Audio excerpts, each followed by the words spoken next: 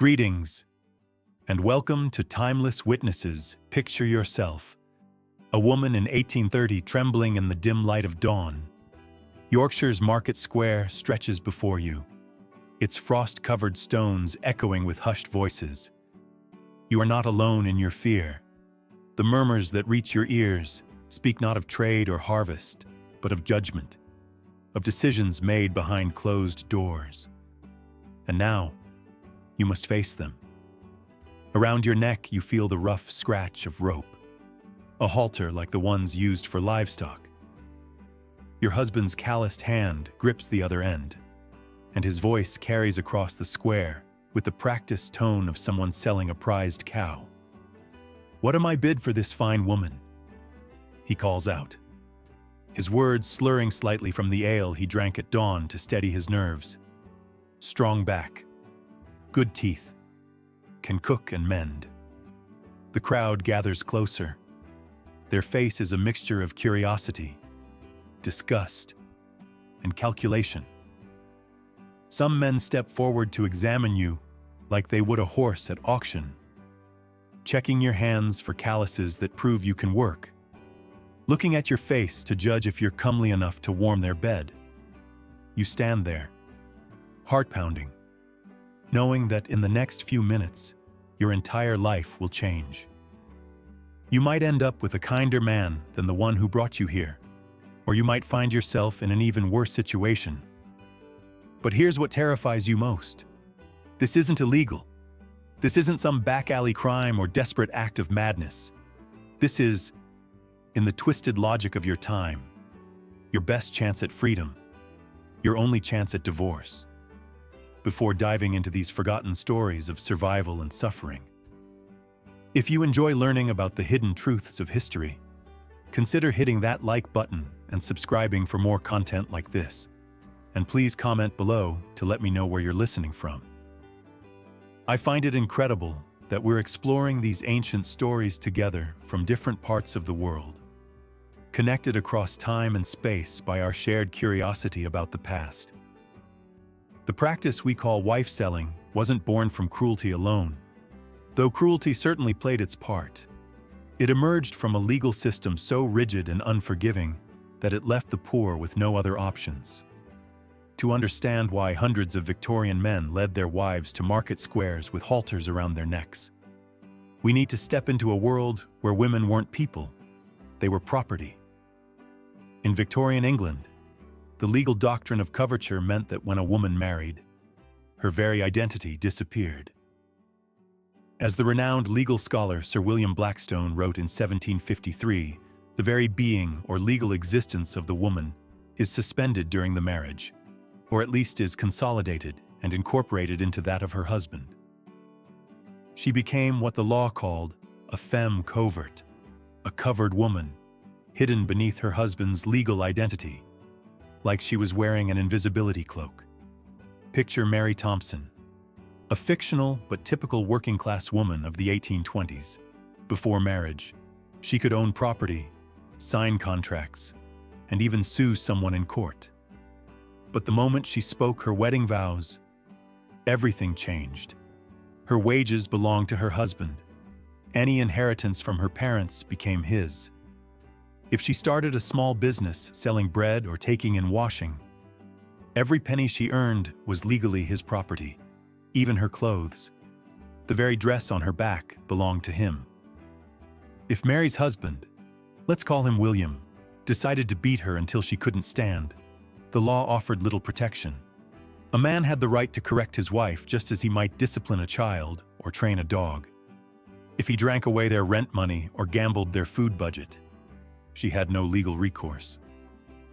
If he brought home diseases from brothels or refused to work while she took in laundry until her fingers bled, the law saw this as his prerogative as head of household.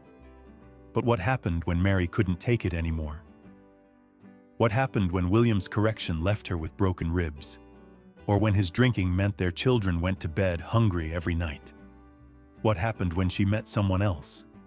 Perhaps a kind widower who treated her with respect, or a bachelor who offered genuine affection. In the upper classes, there was divorce, But it was so expensive and complicated, it might as well have been reserved for royalty. Before 1857, getting a divorce required a private act of Parliament, a process that cost at least $1,000, equivalent to about $118,000 today. That sum represented more money than most working-class families would see in a lifetime. Even after the Matrimonial Causes Act of 1857 made divorce slightly more accessible through the courts, it still cost around $40 more than a laborer's yearly wages. For the poor, there were really only 5 ways to end a marriage. You could separate by mutual agreement, though this left both parties unable to remarry legally. You could desert, simply disappear one day and hope your spouse didn't track you down. You could try to get a legal separation through the church courts on grounds of adultery or life-threatening cruelty. But this was expensive and didn't allow remarriage. You could die, which, given the living conditions of the working class, wasn't entirely uncommon.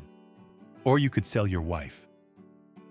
The practice emerged sometime in the late 17th century, probably born from desperation and reinforced by folk belief.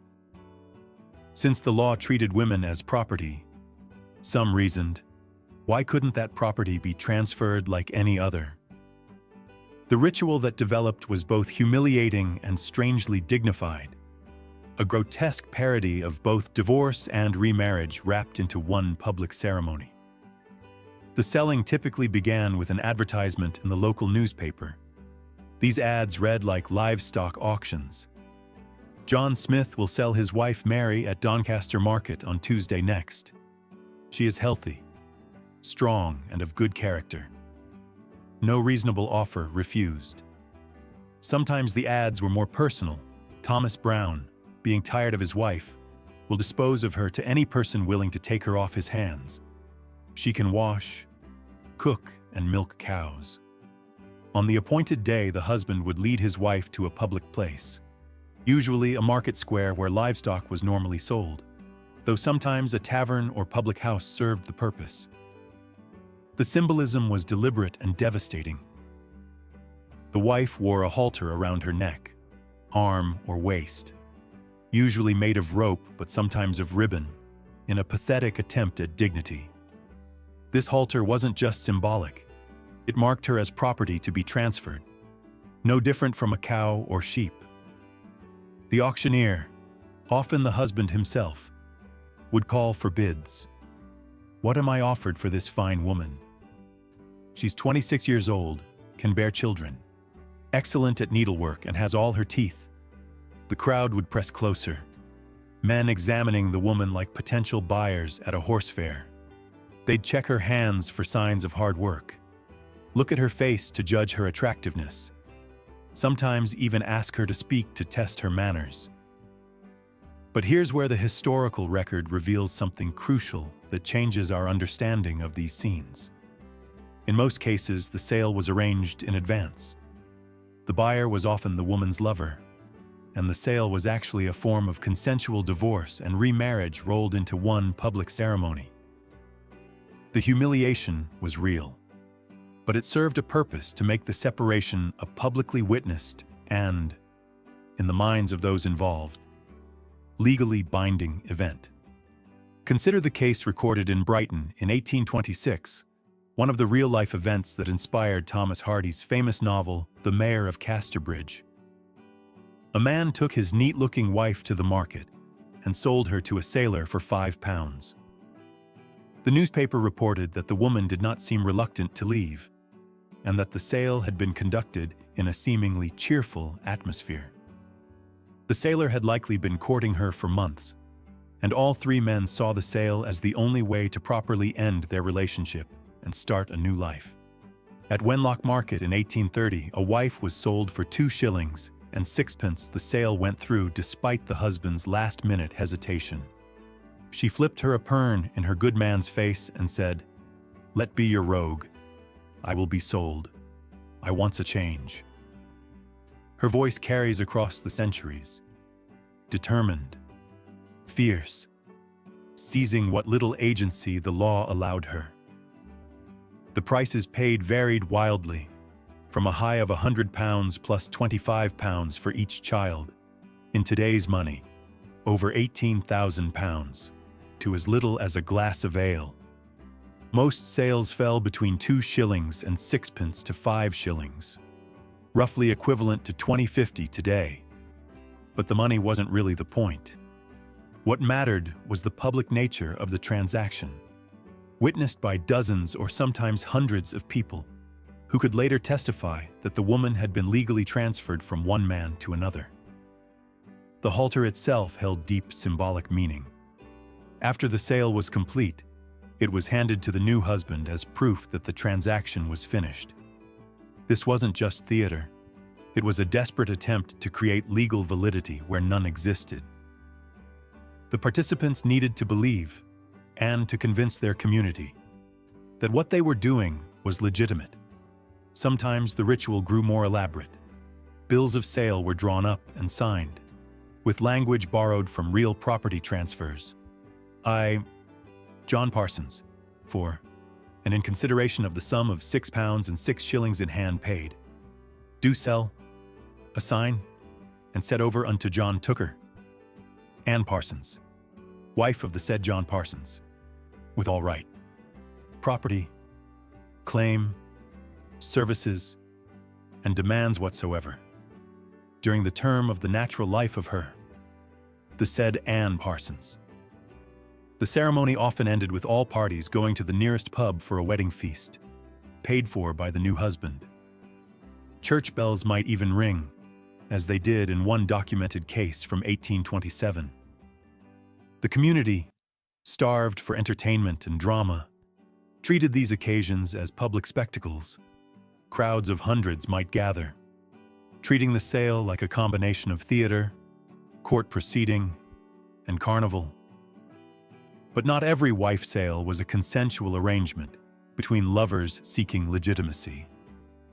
Some were genuine auctions, where women found themselves bid upon by strangers. In March 1766, a carpenter from Southwark sold his wife in a fit of conjugal indifference at the alehouse. When he sobered up and asked her to return, she refused, and he hanged himself. The desperation that drove both the sale and its aftermath speaks to the impossible situations these legal restrictions created. In 1824 in Manchester, a wife was knocked down for 5 shillings, but not liking the purchaser, she was put up again for 3 shillings and a quart of ale. The woman's voice mattered.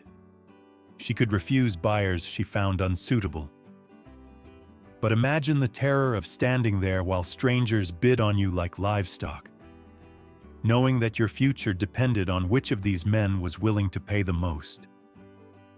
The practice was particularly strong in Yorkshire, where 27 of the 108 documented Victorian-era wife sales took place. In May 1837, a blacksmith named Garth in Halifax first sold his wife for 1 shilling, then bought her back, then resold her to a married man for half a crown. When the wife came in on learning the fact, she responded by mauling her faithless spouse rather severely, a detail that suggests she hadn't consented to any of these transactions. The most elaborate sales could draw enormous crowds. In December 1849 in Goole, when a man named Ashton discovered his wife had eloped with her lover while he was in hospital, he tracked them down and arranged a public sale. The Yorkshire crowd gathered to watch as the buxom young woman was sold to her paramour for 5 shillings and 9 pence, after a little spirited competition. Before leaving with her new partner, she snapped her fingers at her ex-husband and declared, "There, good for naught. That's more than you would fetch." Even children weren't exempt from this trade. Wives were sometimes sold with their children included in the price, like accessories to the main purchase. In 1865, a woman and her 2 children sold for 100 plus £25 each for the children, a sum that represented several years' wages for a working man. The buyer was taking on not just a wife, but an entire family, with all the financial responsibilities that entailed. The authorities' response to wife selling was inconsistent and often confused. Legally, the practice had no basis in law. It was essentially a conspiracy to commit adultery, followed by bigamy, when the new couples married. But many local officials seemed uncertain about their authority to intervene. In 1819, when a magistrate tried to prevent a sale in Ashbourne, Derby, he was pelted and driven away by the crowd. Later, he admitted his uncertainty. As to the act of selling itself, I do not think I have a right to prevent it, because it rests upon a custom preserved by the people of which perhaps it would be dangerous to deprive them by any law for that purpose. Some local officials actually encouraged the practice. Poor law commissioners responsible for maintaining the destitute in workhouses sometimes forced husbands to sell their wives rather than having the parish support separated families. In 1814, Henry Cook was compelled by the Effingham workhouse authorities to sell his wife rather than have the parish maintain her and her child. She was taken to Croydon Market and sold for 1 shilling, with the parish paying for the journey and a wedding dinner. The symbolic power of the marketplace location can't be understated. Markets were where livestock changed hands, where property was bought and sold, where the community gathered to witness transactions. By choosing these locations, the participants were inserting their personal drama into the most public commercial space available. They were demanding that their community witness and validate what the law refused to recognize. But the symbolism cut deeper than mere location. The halter around the woman's neck made explicit what the law only implied: that wives were property, no different from animals. Some sales even priced women by weight, just like livestock. This wasn't metaphor. It was the logical extension of legal doctrine. The practice began to decline in the 1840s as social attitudes shifted and divorce became slightly more accessible. Newspaper coverage grew more critical, describing sales as disgusting and disgraceful scenes. The rising middle class, increasingly uncomfortable with such public displays of what they saw as working-class barbarism, pushed for prosecutions. By the 1850s, more sales were conducted privately by deed rather than public auction, as participants tried to maintain the legal fiction while avoiding public shame. Religious and social reform movements also worked to suppress the custom.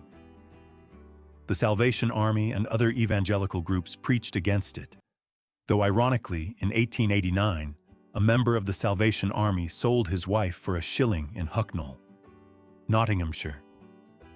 Even reformers couldn't entirely escape the practical constraints that made wife-selling seem like a reasonable solution to impossible situations.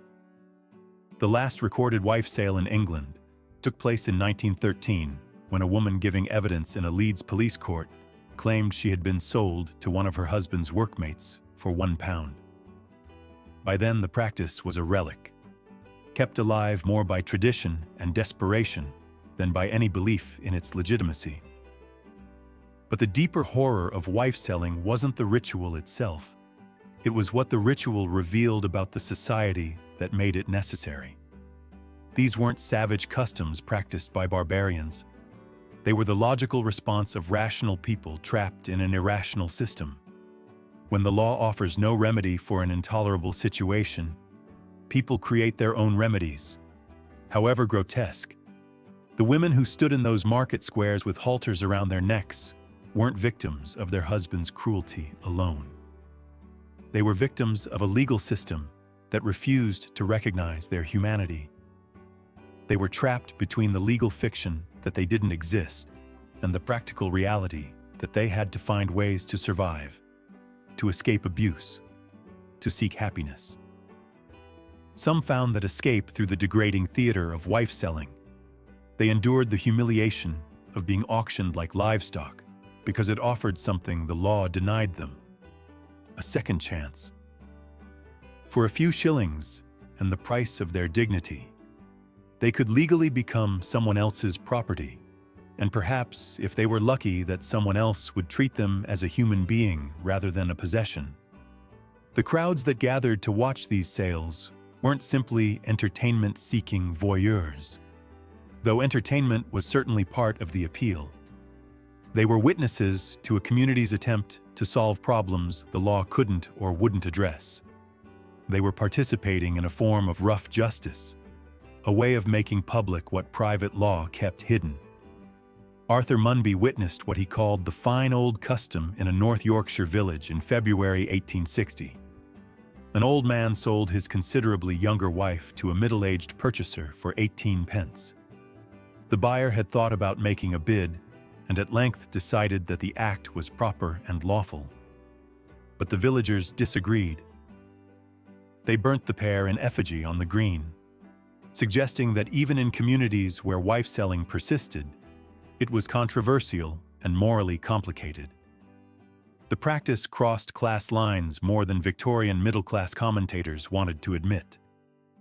The Duke of Chandos reportedly bought his second wife from an ostler around 1740, paying half a crown for a woman his innkeeper was beating. The Duke had her educated, married her after her first husband died, and by all accounts, they lived happily together. Her deathbed speech to her household, telling them her history and drawing from it a touching moral of reliance on Providence, suggests that even aristocratic wife-selling could lead to genuine love and respect. These stories complicate our understanding of what wife-selling meant to the people who practiced it. Yes, it was degrading and humiliating. Yes, it treated women as property in the most literal way possible. But it was also, in its twisted way, a form of liberation. It offered escape from marriages that might otherwise have meant lifelong misery or death. The historical records suggest that many wives actively participated in arranging their own sales. In Plymouth in 1822, a woman provided the money for her agent to buy her out of her marriage. In numerous cases, wives insisted on sales when their husbands had second thoughts. They weren't passive victims being traded against their will. They were active participants in the only form of divorce available to them.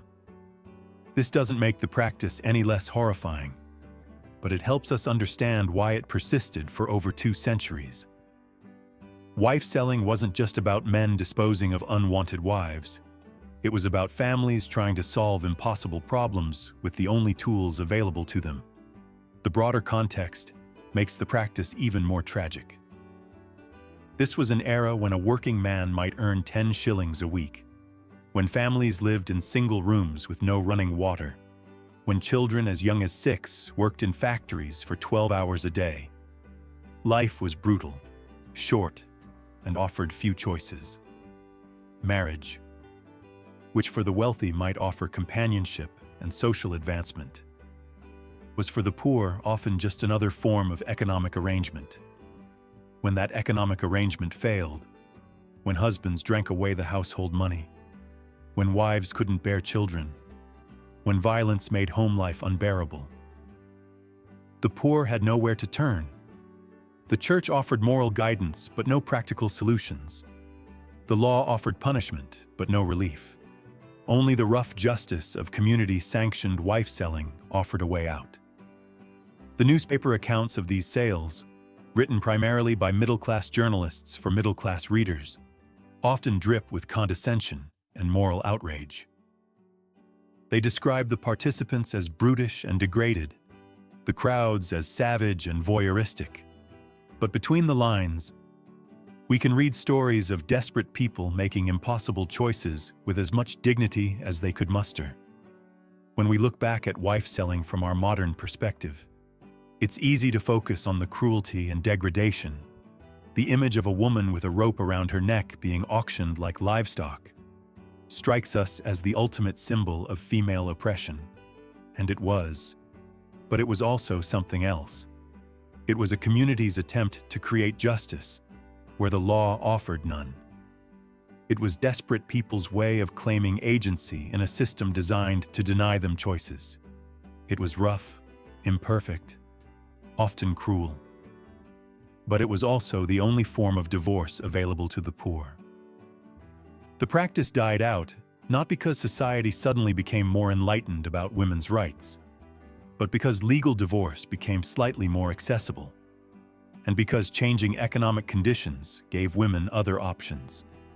The Married Women's Property Acts of 1870 and 1882 began to chip away at coverture, allowing wives to keep their earnings and inherit property, slowly, very slowly. The law began to recognize that women were people rather than property.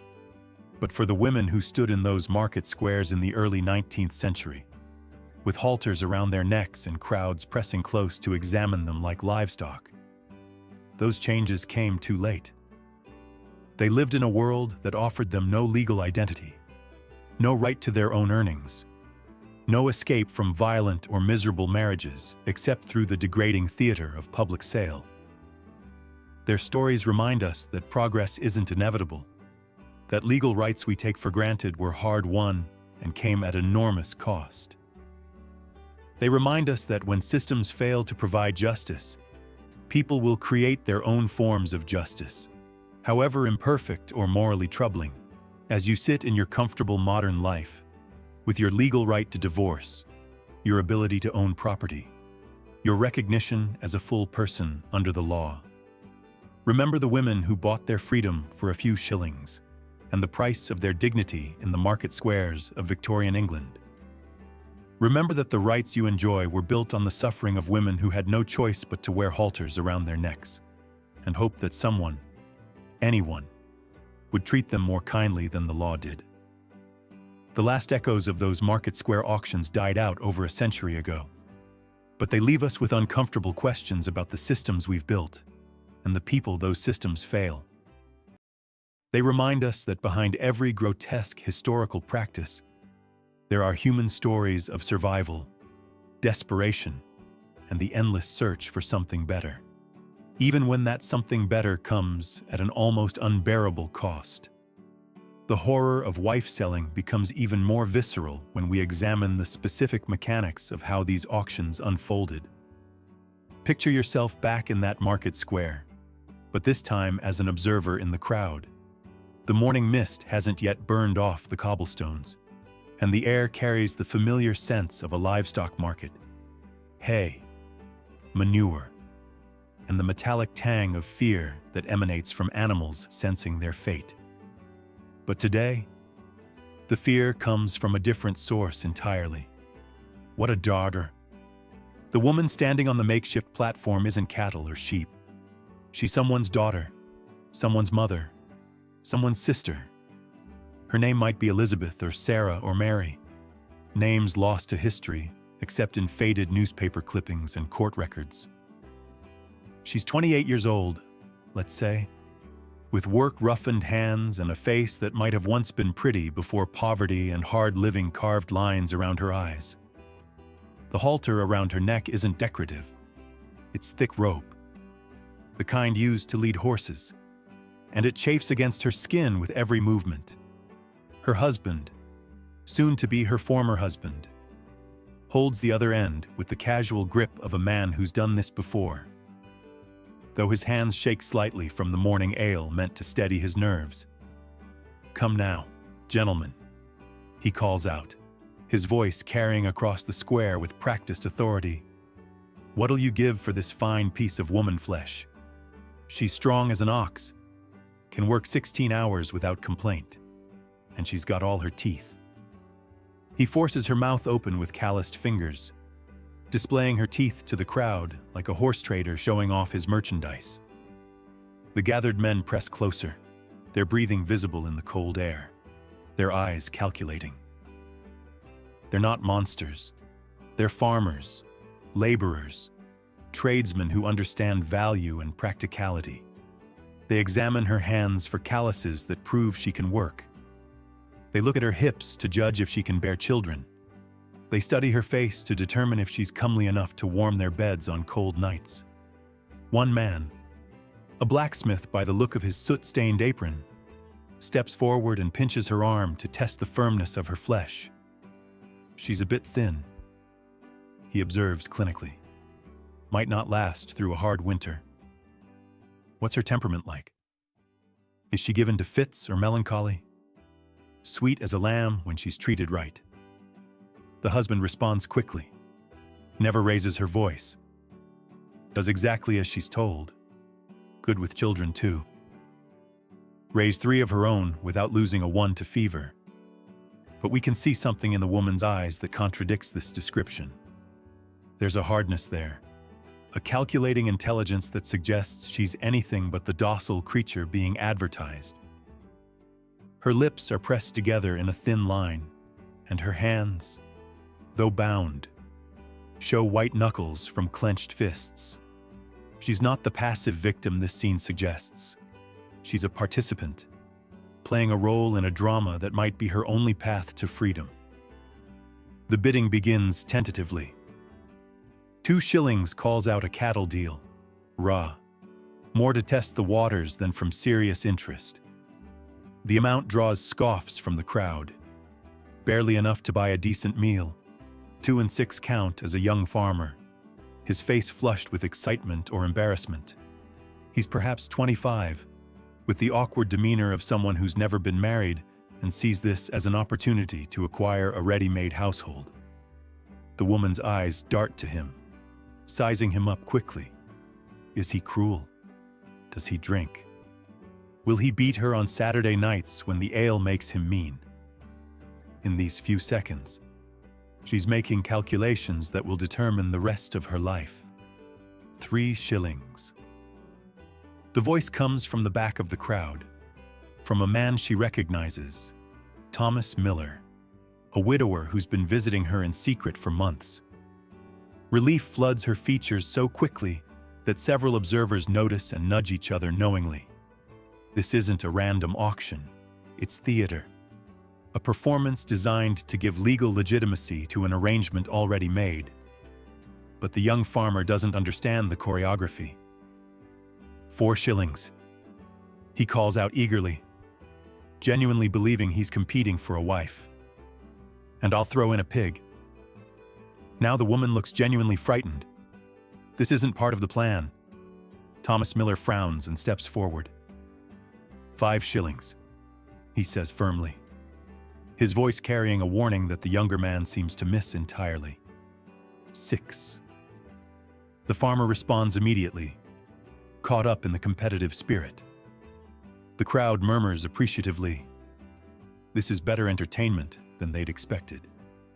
The woman tries to catch her husband's eye, to signal that something has gone wrong.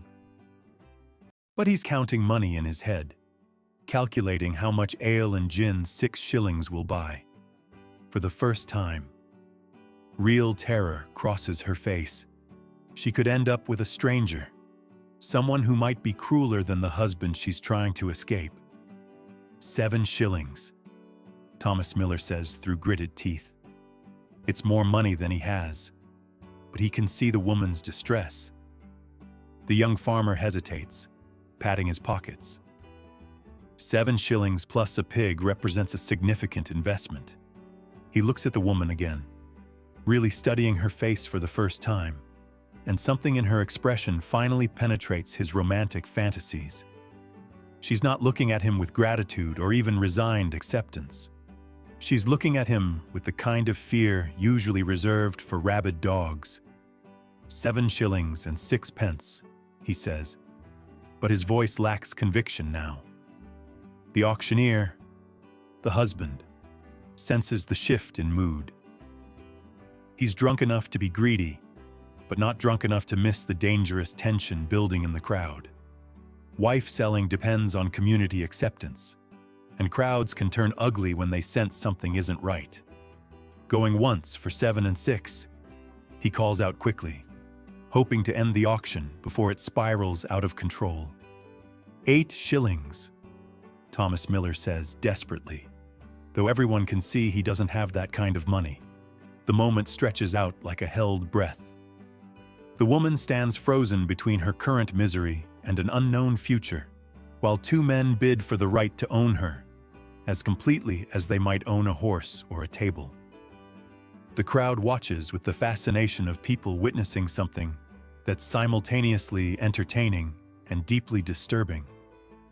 Then something unexpected happens. The woman speaks. "I choose Thomas Miller," she says clearly, her voice carrying across the suddenly quiet square. I'll go with him willingly, but I won't be sold to no stranger like a sack of grain." The crowd erupts in murmurs and arguments. This isn't how wife selling is supposed to work. The woman doesn't get to choose. That's the whole point of the auction format. But there's something in her voice, a dignity that commands respect even in this degrading situation, that makes several men nod approvingly. "The lass has spoken," calls out an old man from the edge of the crowd. "Let her go to who she wants. This ain't a cattle market." "But I bid highest," the young farmer protests, though he sounds relieved rather than disappointed. The husband looks around nervously. He's lost control of his own auction, and the crowd's mood is shifting in ways he doesn't understand. Wife selling works because the community accepts it as legitimate. But legitimacy depends on following certain unspoken rules. One of those rules, apparently, is that the woman's preferences matter. "7 shillings from Thomas Miller," he announces quickly, cutting his losses, and she goes willing. So there's no arguing with the bargain. Thomas Miller steps forward with money he's borrowed from 3 different neighbors, his face flushed with relief and embarrassment. The halter is formally transferred from husband to new owner, though Thomas immediately removes it from the woman's neck and throws it aside with obvious distaste. The crowd applauds, as if they've just witnessed a satisfying conclusion to a dramatic performance which, in many ways, they have. The woman, let's call her Sarah, curtsies to the crowd with more dignity than anyone present deserves, then takes Thomas Miller's offered arm. But as the crowd begins to disperse, we can see the true cost of this happy ending. Sarah may have escaped one bad situation, but she's now legally bound to Thomas Miller as completely as she was to her first husband. If Thomas turns out to be cruel or becomes a drunkard, she'll have no more recourse than she had before. She simply traded one form of legal slavery for another, hoping that her new master will be kinder than her old one. The young farmer who nearly bought her watches, them go with confused feelings. Part of him is disappointed. He'd been lonely enough to think purchasing a wife was a reasonable solution to his problems. But part of him is also disturbed by what he's just witnessed. He'd never really thought about what it would mean to own another human being, to have someone bound to him not by love or even mutual benefit, but by a legal fiction that reduced her to property. The husband, Sarah's former husband, pockets his 7 shillings and heads for the nearest tavern, already calculating how many drinks he can afford. He feels a mixture of relief and loss that he doesn't quite understand. Sarah had been a burden, certainly, another mouth to feed, another person making demands on his limited resources. But she'd also been the only person in the world who cared whether he lived or died, even if that care was mixed with fear and resentment. This particular scene is fictional, but it's built from dozens of documented cases that follow remarkably similar patterns. The reality of wife selling was both more complex and more heartbreaking than the simple narrative of men disposing of unwanted wives suggests. Consider the case of Mary Ann Price, sold in Merthyr Tydfil in 1837.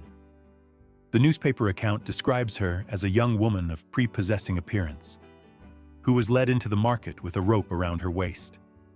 She was sold to a man named Lewis Bluffer for 4 shillings and 6pence. But the transaction was clearly arranged in advance. Lewis was described as her sweetheart, and the sale was conducted with the apparent satisfaction of all parties. But buried in the newspaper account are details that suggest a deeper story.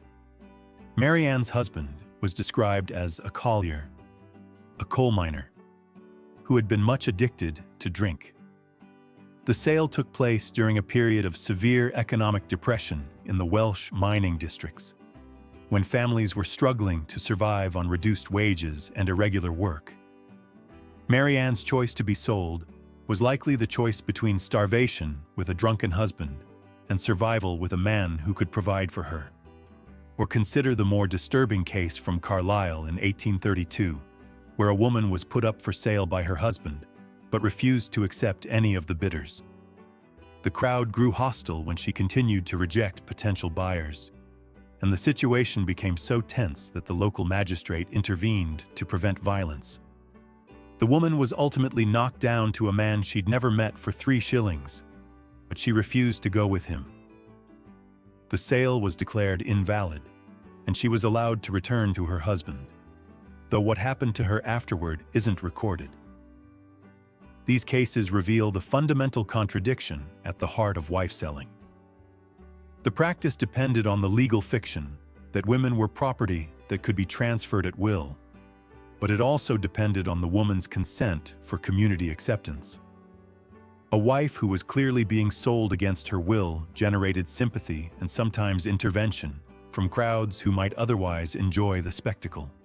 The geographic distribution of wife-selling tells us something important about the social and economic conditions that made it seem necessary. Yorkshire, with its industrial towns and rural poverty, had the highest number of documented cases. The practice was less common in the prosperous South and almost unknown in Scotland, where different legal traditions provided other options for unhappy couples. In the industrial North, where traditional social structures were breaking down under the pressure of rapid economic change, wife-selling offered a way to adapt old customs to new circumstances. Factory work meant that families were no longer economic units working together on farms. Husbands and wives might work in different industries, have different schedules, and develop separate social networks. When marriages failed under these pressures, traditional remedies like community intervention or family pressure were less available. The symbolism of the halter reveals the deep connections between wife-selling and livestock trading, but it also served a practical legal purpose. English common law recognized several ways of transferring property, and the physical handling of goods called livery of seisin was one of the most ancient and respected methods. By using a halter and conducting the sale in a marketplace, participants were invoking legal traditions that went back to medieval times. The halter also served a psychological purpose for both sellers and buyers. For husbands, it made explicit what the law already implied, that their wives were property to be disposed of at will. For buyers, it symbolized their new rights and responsibilities. For the women themselves, the moment when the halter was removed often marked their psychological transition from one household to another. Some of the most elaborate wife sales involved multiple transfers of the same woman. In Sheffield in 1842, a woman was sold 3 times in one day as different men bid for her and then changed their minds. Each time she had to endure the humiliation of being examined by potential buyers, only to find herself back on the auction block when the transaction fell through. The newspaper account describes her as becoming increasingly distraught as the day wore on, finally breaking down in tears when the 3rd sale was also canceled. These multiple sales reveal the fundamental instability of the entire system, because wife-selling had no legal basis. There was no way to enforce the contracts or resolve disputes. A buyer who changed his mind could simply return his purchase and demand his money back. A woman who found her new situation intolerable had no recourse except to convince her new husband to sell her again. The children of sold wives occupied a particularly tragic position in these arrangements. Sometimes they were included in the sale price, like accessories to the main purchase. A woman sold in Pontefract in 1847 came with 3 children, and the buyer agreed to take responsibility for their upbringing and education. But more often, children were left behind with their fathers, separated from their mothers by transactions they were too young to understand. The emotional impact on these children doesn't appear in most historical records, but we can imagine the trauma of watching your mother led away with a rope around her neck by a stranger who had just purchased her. Some children never saw their mothers again, Others were reunited years later under circumstances that must have been awkward and painful for everyone involved. The practice of wife-selling also had profound effects on the communities where it occurred. These sales were public events that drew crowds of hundreds, sometimes thousands, of spectators. They became forms of popular entertainment, but they also served as community discussions about marriage, morality, and the limits of acceptable behavior. The crowds that gathered for wife sales weren't passive observers. They were active participants in a form of rough justice. They could approve or disapprove of particular sales, intervene when they felt a husband who tried to sell his wife to someone the community considered unsuitable. Lou might find his auction disrupted by hostile spectators. These community interventions revealed that wife-selling wasn't simply a matter of individual choice or desperation. It was embedded in complex social networks and moral economies. The practice could only function when it had community support, and that support was conditional on following certain unspoken rules about fairness, consent, and respectability. The declining social status of wife-selling in the mid-19th century reflected broader changes in British society. The growing middle class, with its emphasis on domestic privacy and moral respectability, was increasingly uncomfortable with public displays of working-class marital breakdown. Newspapers began describing wife sales as disgusting exhibitions and brutal spectacles, language that reflected the class anxieties of era when industrial capitalism was creating sharp distinctions between respectable and disreputable behavior.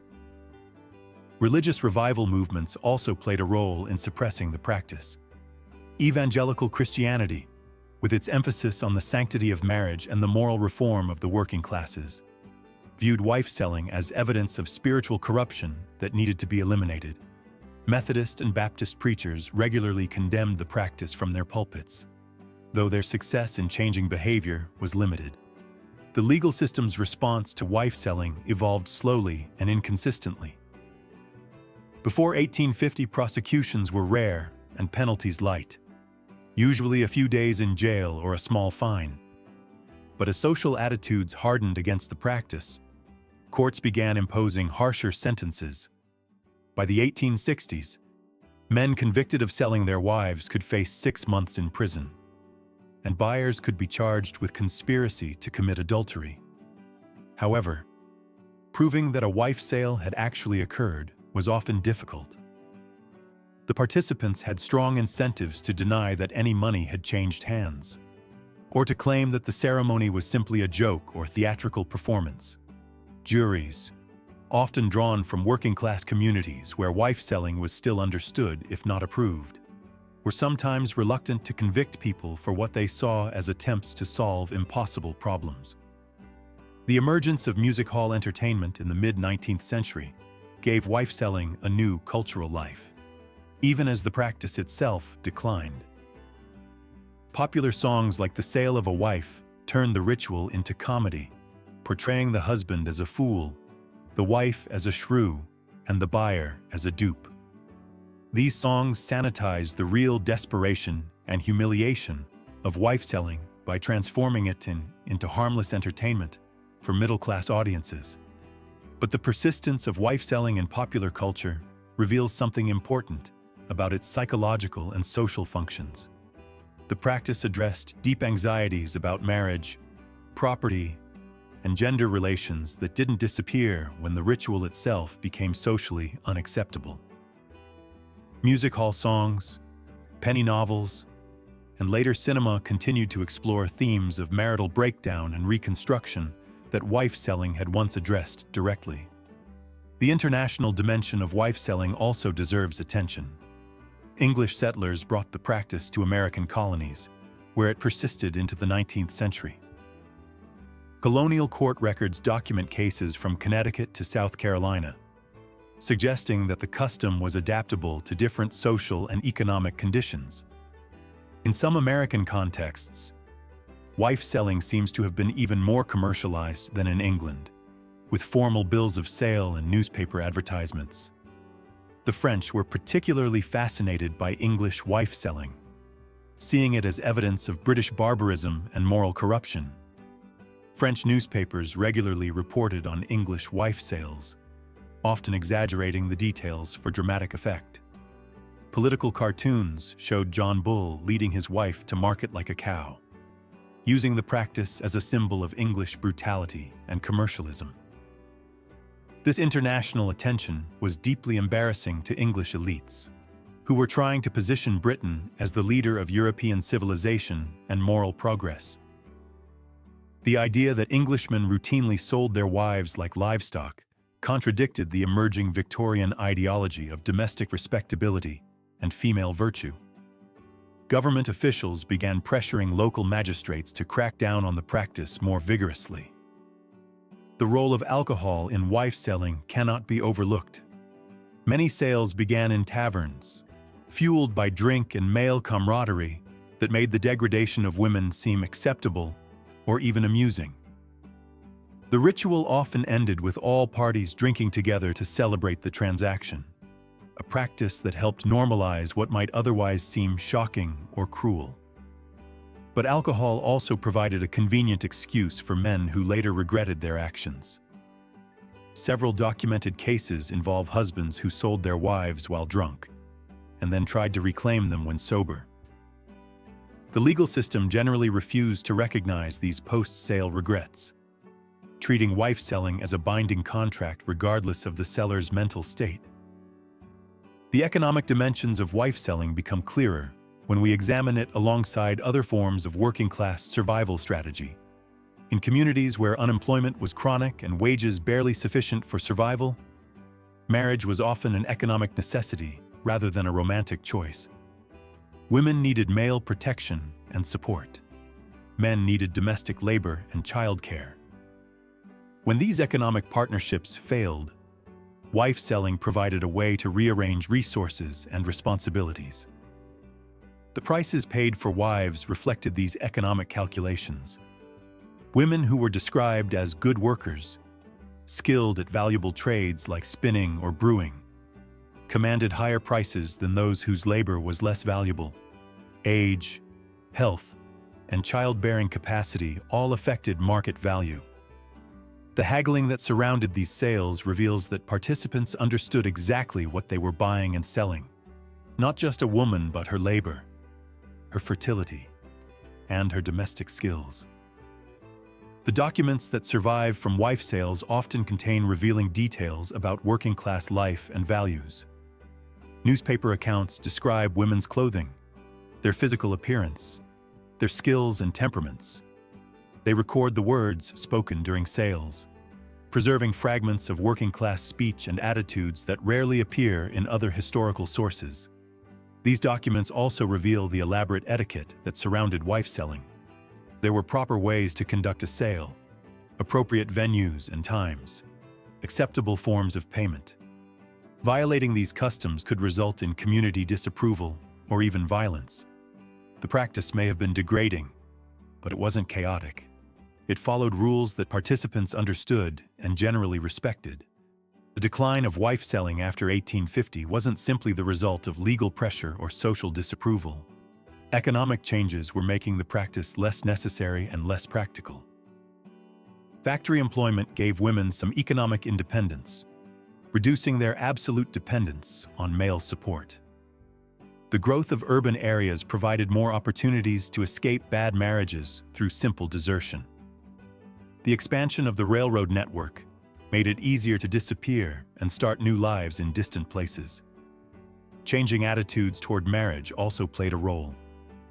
The romantic ideology that was spreading through all levels of society emphasized love and mutual affection as the proper basis for marriage, making the commercial aspects of wife selling seem increasingly repugnant.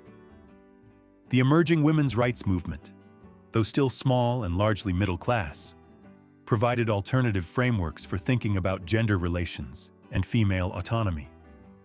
The last documented wife sales in England took place in the early 20th century, by which time they were widely seen as relics of a barbarous past.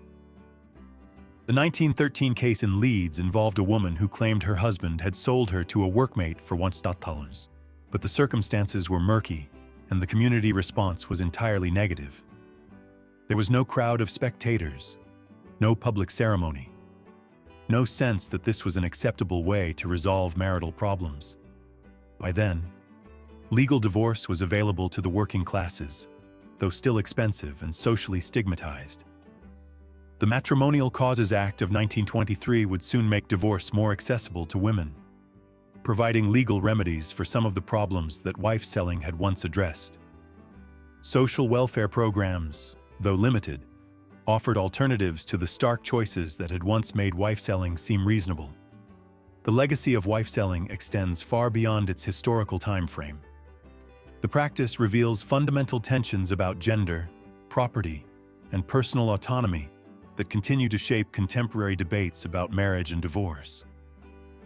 It demonstrates how legal systems can fail to address human needs, forcing people to create their own solutions that may be morally troubling but practically necessary.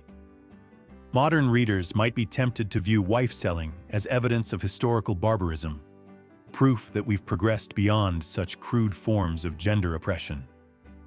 But the practice was the product of specific legal and economic conditions that created impossible choices for desperate people.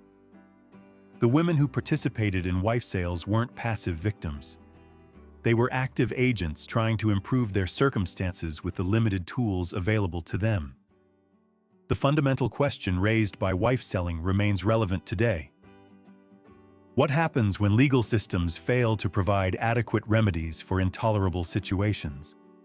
Contemporary examples might include undocumented immigrants who can't access legal protections, or abuse victims who can't afford legal representation, or families torn apart by economic policies that prioritize abstract principles over human welfare. The crowds that gathered to watch wife sales weren't simply seeking entertainment. They were participating in community discussions about justice, morality, and the limits of acceptable behavior. In our more privatized society, we've lost some of the mechanisms that allowed communities to intervene in individual tragedies. But we haven't eliminated the tragedies themselves. As we close this exploration of one of history's most disturbing customs, we return to that market square where our story began. The woman with the halter around her neck, standing on the platform while strangers bid for the right to own her, represents thousands of women who faced impossible choices in a system designed to deny them agency. Some found happiness in their new arrangements, genuine affection with partners who treated them as human beings rather than property. Others discovered that changing masters didn't change the fundamental nature of their enslavement. All of them paid a price in dignity and self-respect that no amount of practical benefit could fully compensate. Their stories remind us that progress isn't inevitable, that the rights and protections we take for granted were built on the suffering of people who had no choice but to work within systems that denied their humanity. They remind us that behind every historical practice, however repugnant it seems to modern eyes, are human beings trying to survive, to find love, to create meaning in circumstances that offer few good choices. The halters are gone now. The market squares have been converted to shopping centers. The legal systems that once treated women as property have been reformed. But the deeper questions remain. How do we create systems that serve human needs rather than abstract principles? How do we ensure that progress reaches everyone, not just the privileged few? How do we build societies where nobody has to choose between dignity and survival? The women of Victorian England who wore halters around their necks and hoped for kinder masters deserve better than to be remembered simply as victims of historical barbarism. They deserve to be remembered as human beings who faced impossible circumstances with whatever courage and agency they could muster, who found ways to survive and sometimes even thrive in a world designed to crush them. Their voices echo across the centuries, reminding us that freedom isn't free, that dignity isn't guaranteed, and that the price of justice is eternal vigilance against the systems and circumstances that reduce human beings to property. In remembering their stories, we honor not just their memory, but our obligation to ensure that such choices never again become necessary. The market squares are empty now, but the questions they raised about human worth, legal justice, and the price of survival remain as urgent today as they were 2 centuries ago. In that urgency lies both warning and hope. Warning that progress can be reversed, and hope that understanding the past can help us build a more just future.